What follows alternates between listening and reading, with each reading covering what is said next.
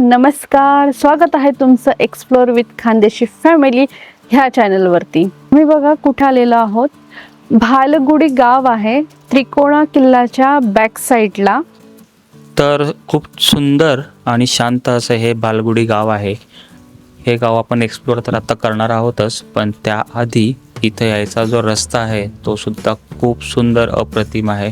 थोडेसे खड्डे जरी असले ना रस्त्यामध्ये, पण रस्त्याचे जे व्ह्यूज आहेत आजूबाजूचे खूप अप्रतिम आहे आणि तिकोना किल्ल्याच्या बिलकुल बॅक साईडला आहे। तर तुम्ही आधी हे व्ह्यूज एन्जॉय करा।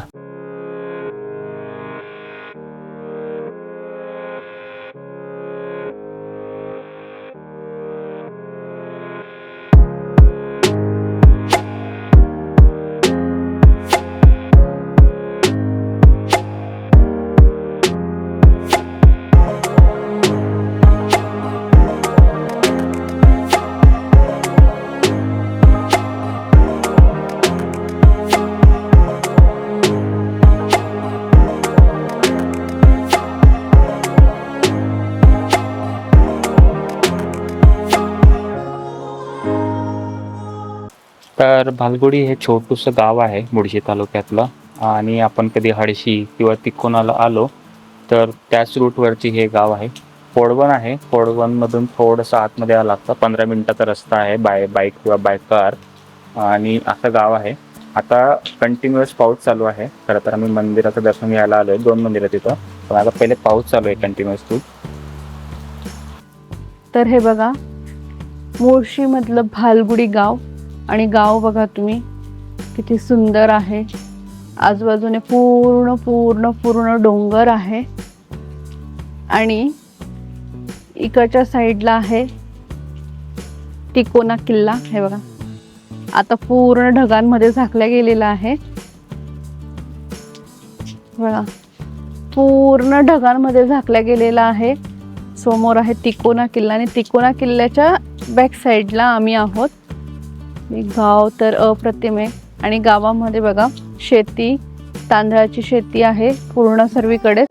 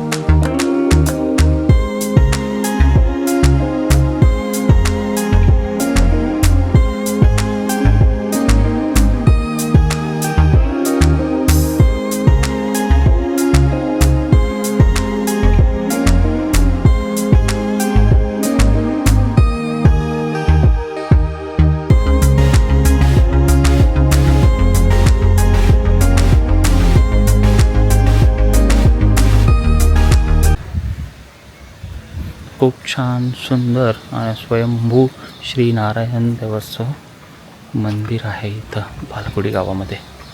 बघा तुम्ही एकदा,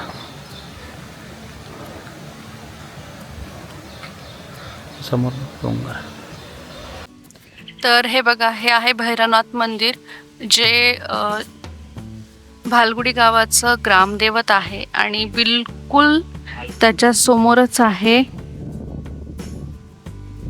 स्वयंभू श्री नारायण देव मंदिर, जिथली मूर्ती आहे स्वयंभू।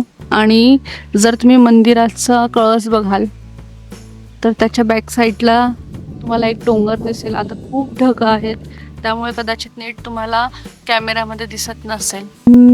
तर गाव आणि इतका सुंदर निसर्ग आहे, हे बघा किती सुंदर आहे बघा।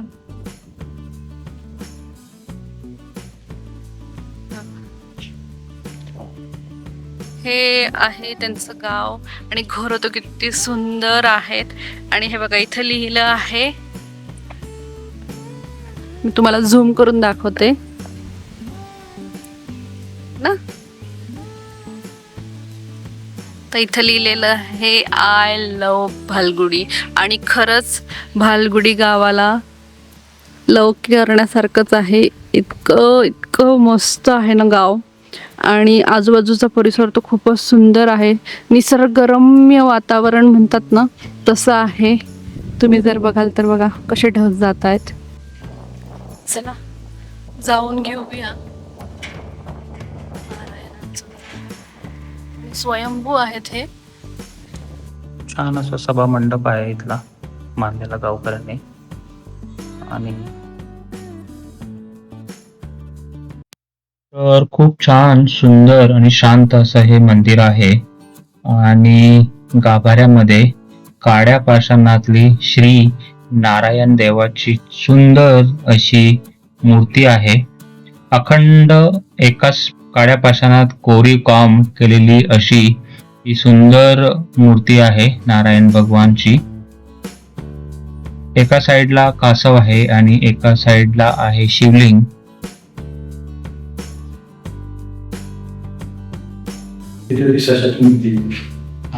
मला शिकायला आणि ते बोल होतं मला मी आले तुम्ही जेवण आणि वाटतंय कोकणातील मूर्ती आहे एखादी.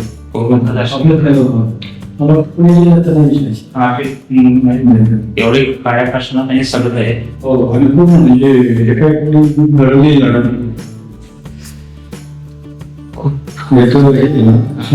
खाली आहे. ओके अजून खाली काय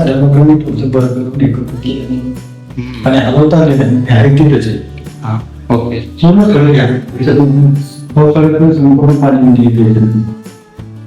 तुमचं नाव काय म्हटलं काय? माझं नाव अशोक साठे. मी माझी ओळख सरपंची. हो का? काकांनी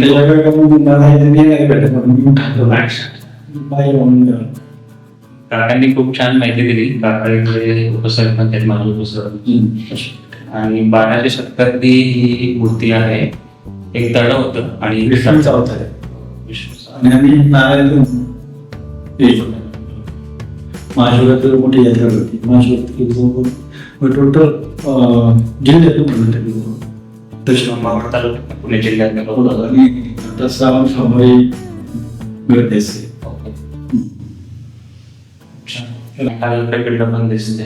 इकडे ससाच्यामुळे ऍक्च्युली ही मूर्ती सापडली असं. त्यामुळे लोक आता ससाची शिकार करत नाही. ससाला उलट देव म्हणतात. खूप छान मूर्ती आहे. मंदिर पण त्याच्यावरती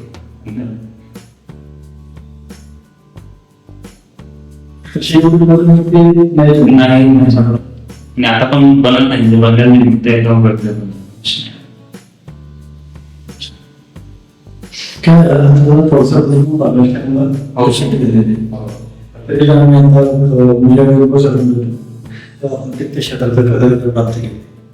आता तीर्थक्षेत्रामध्ये कलर दूर असल्यामुळे लोकांना ते हे देत नाही किंवा माहिती. तसं व्ह्यू पाहायला खूप छान आहे. किती छान आणि पूर्ण बाजूला आहे. आणि तुम्हाला दर्शन घ्यायचं असेल तर इथं या. श्रावण महिन्यातही खूप छान इथं सगळं पूजा वगैरे होते. तर तुम्ही इथे या दर्शनाला. प्रत्येक सोमवारी हो ना. तिथं राहणारे सकाळी सोमवारी पाया पडतात आणि जो काही तीन चालू लोकांची सुरुवातच म्हणजे इथून नारायण भगवानच्या दर्शनानेच होते. आपण ही मूर्ती बघितली तर नारायण भगवान चतुर्भुज स्वरूपात विराजमान आहेत.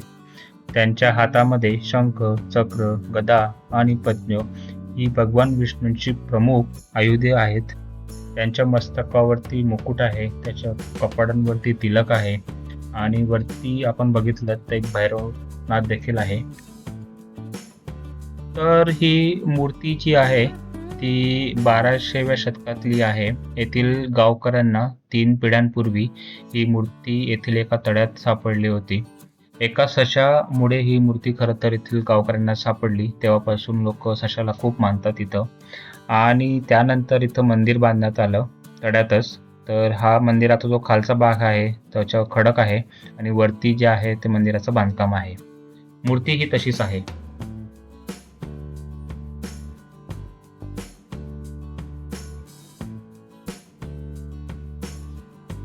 तर हे बघा मंदिरामध्येच महादेवांची खूप सुंदर पिंड आणि नंदी आहेत.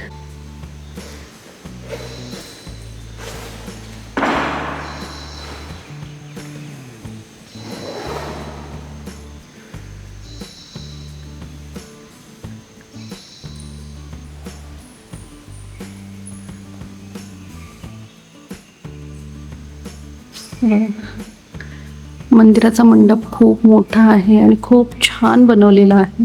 खूप छान सजावट आहे. बघा हा आहे गाभारा. आतमध्ये जाऊन मग आपण दर्शन घ्यायचं आहे.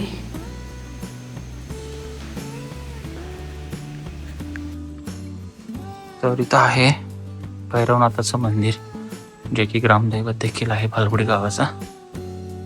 तर बंद आहे मंदिर, पण भैरवनाथाचं खूप छान.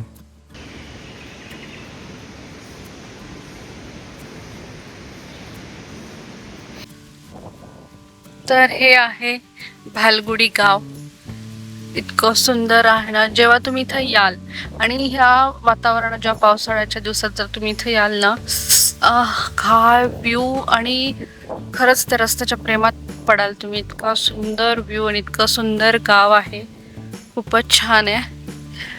त्या साईडला, तिकडे त्या साईडला हडशी आहे आणि हडशीच्या समोरच हे मंदिर आहे. होतं ना शेवाळ आणि गवत कसं उगवलं, तर कारण अति पाऊस, कंटिन्युअस पाऊस, त्यामुळे असं होता.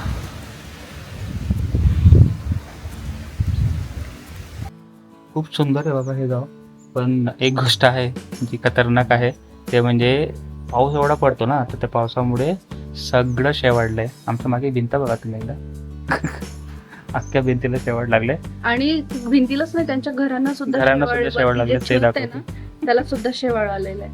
ही घरं बघा इथली, ह्या घरांना सुद्धा शेवाळ लागलं वरती छत्र्यांना. जे छत आहेत ना त्या छतांना. ॲक्च्युली ते छत पत्रा नाही आहे, सिमेंटचा पत्रा आहे, त्याच्यावरती लागलेत.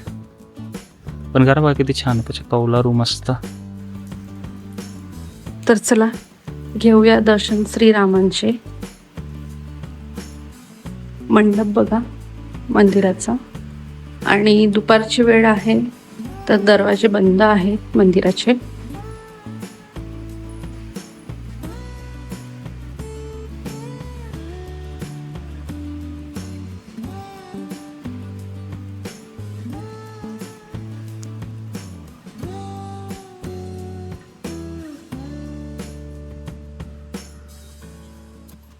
हे बघा, श्रीराम, लक्ष्मण, माता सीता, गणपती बाप्पा, विठ्ठल रुक्मिणी आणि हनुमान यांचं तुम्हाला दर्शन होत असेल.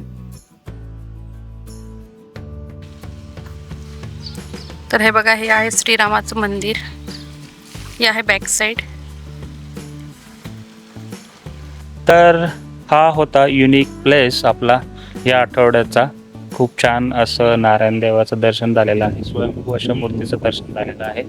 आणि खरंच हिडन प्लेस आहे, कोणालाच माहिती नाही आहे. भालगुडी मी गाव माहिती आहे, पण या गावात एवढं छान सुंदर मंदिर आहे हे देखील माहिती नाही आहे. आणि इथे काका भेटले होते, म्हणजे ते इथले माजी सरपंच होते, तर त्यांनी छान माहिती सांगितली. हे जे मंदिर आहे नारायण मंदिर, हे बहुतेक लोकांना माहिती नाही आहे आणि आम्ही ते शोधून काढलं आहे. तर आमच्या ह्या मेहनतीसाठी तुम्ही आम्हाला एक लाईक नक्की द्या आणि सबस्क्राईब देखील करा पटापट, कारण दर शुक्रवारी काहीतरी नवीन युनिक आणि जे कोणालाच माहिती नसतं ते आपल्या चॅनलवरती येत असतं. आणि लवकरात लवकर मराठी यूट्यूबरला 1 लाख सबस्क्रायबर क्रॉस करण्यासाठी मदत करा. तर भेटूया पुढच्या शुक्रवारी नवीन व्हिडिओ घेऊन, नवीन प्लेस घेऊन. तोपर्यंत बाय बाय, टेक केअर.